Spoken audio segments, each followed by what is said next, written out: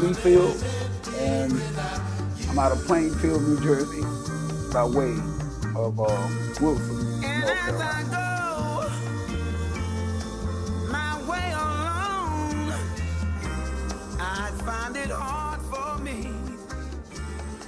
I've been performing now ever since I was 14. 14, I won a talent show. I got hired by a band, and and I never stopped. And I've been rolling ever since, all over the world. You see, like I wasn't contemplating singing as what I was going to do. It was a dare involved. I always sang as I was a paper boy at the time, so I was taking out my papers. I was, like a little young businessman. I called myself a businessman because I kept a little dough in my pocket, and I had my paper out, man, and that brought in a steady flow of cash for me. So I was dressing nice and had a nice bike. So I wasn't thinking about singing. But what happened was we was at this talent show and on a dare. I was dared to sing a song, so I did a James Brown song. And the girls went like crazy. So I said, oh man, this is what I need to be doing. And a band at that same night offered me a gig, which was paying me more than taking out papers all week. I could make just as much money one night. So I started singing from that point. But probably it was Papa's Got a Brand New Bag or something like that.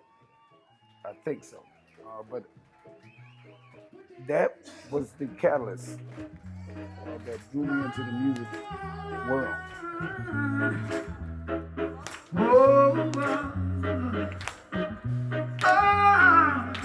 You're the kind of girl where your heart won't sleep.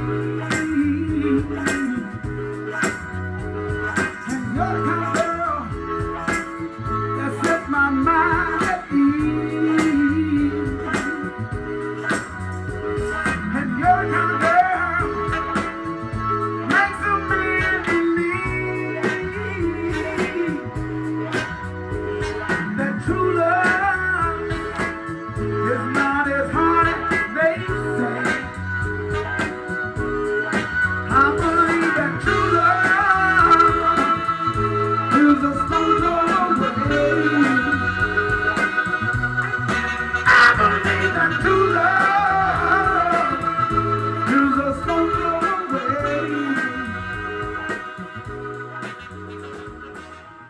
Oh man, I moved to New York City at 17. I was singing in the South, and I became a little disenchanted. So I saw this guy. His name was Fred Williams. He told me if I'm ever in New York, he gave me a number and said, "Listen, if you ever in New York, man, this is my address, this is my telephone number. Let's come on by." Man, I was so naive. I didn't know that you're supposed to call people and make arrangements to call. Man, a few weeks later after that, I decided to go to New York, man. I told my mother I was quitting school, and she had a fit. She was crying and boo-hooing, but I still wanted to go to New York. I was very, very, when I made up my mind to do something, she knew I was going to do it. So what she did, she got a bus ticket for me, and she gave me her last $20. And here I am in New York City, at Port Authority, looking at all of these big buildings, man. I said, what have I gotten myself into now? So I was asking everybody how to get to Brooklyn, because this guy lived in Brooklyn. And everybody was telling me to catch a train or to get a taxi, but I didn't know how to ride the train, so obviously I had to get a taxi. So I got a taxi over to Brooklyn, man, and at the time I had $20 in my pocket, and the man charged me $18. I really believe the man ripped me off.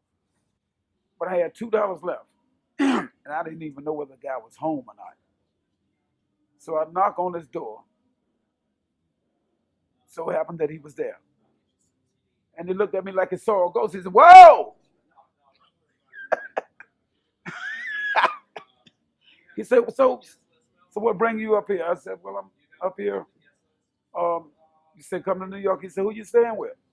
I said, "I'm staying with you." Oh man, the look in his eyes. It was, I put it like this. The way he looked at me, it wasn't a real welcoming look. He looked at me as if like he saw a ghost. So he said, "Come on in." He said it like this, "Come on in." It wasn't a welcoming situation, and I knew that instantly. But I was there. I had $2 in my pocket. I had no other choice. So he introduced me to the landlady and asked the landlady could I stay there because he was getting married the next day. He was cleaning his apartment out. He was getting ready to get married the next day. So the landlady agreed that I could stay there if I give her $25 a week, which I had no job. So the next day I agreed, and the next day I went to his reception. And I met a gentleman about my age, and we became instant friends. His name was Lonnie. He asked me what did I do. I told him I sing. So he told me after the reception, they'd take me around to a club that have something like an open night.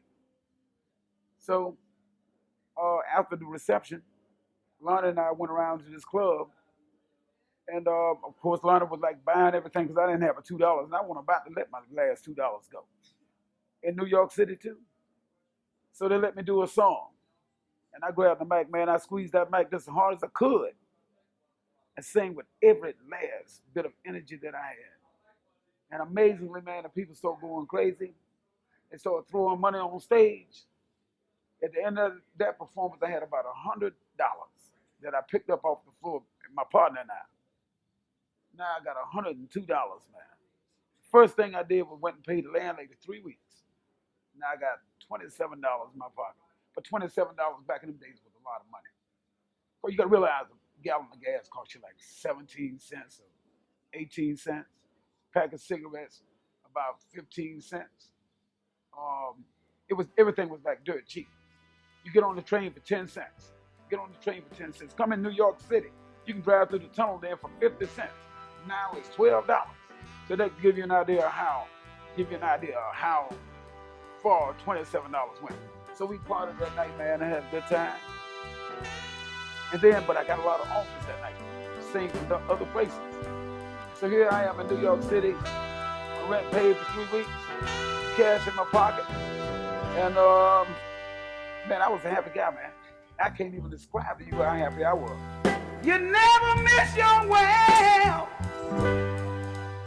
till your well run dry. Seemed like only yesterday you were here smiling. Now you're gone away, but I know you're in a better place. No traces of you. What can I do alone and confused? How long till I see your face? How long till I see your face? How long till I see your face? How long? It's just my friend. I wish you were here. If at first you don't succeed, try again. You know?